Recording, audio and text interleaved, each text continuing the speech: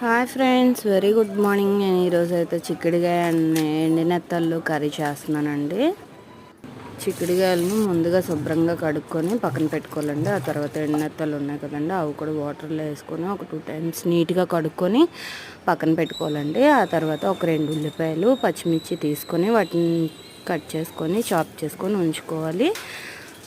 ముందుగా ఆయిల్ పెట్టుకొని అందులో నెత్తళ్ళు అనేటివి బాగా వేయించుకొని తీసుకున్నాక అప్పుడు ఆనియన్స్ను ఇంకా ఈ పచ్చిమిర్చి కూడా వేసేసి బాగా వేగించాక అప్పుడు చిక్కుడుకాయలు అనేవి వేసి బాగా మగ్గించుకోవాలండి. ఒక 10 నిమిషాలు మగ్గించుకున్నాక దాంట్లో ఉప్పు కారం వేసుకొని వాటర్ వేసుకొని మూత పెట్టుకోవాలి. మూత పెట్టుకున్నాక కాసేపు మగ్గాక ఎన్నెత్తలు కూడా వేసుకొని దానికి సరిపడేంత వాటర్ వేసుకొని దగ్గరికి ఇంకించుకుంటే ఎన్నెత్తలు బరబట్టి కర్రీ రెడీ.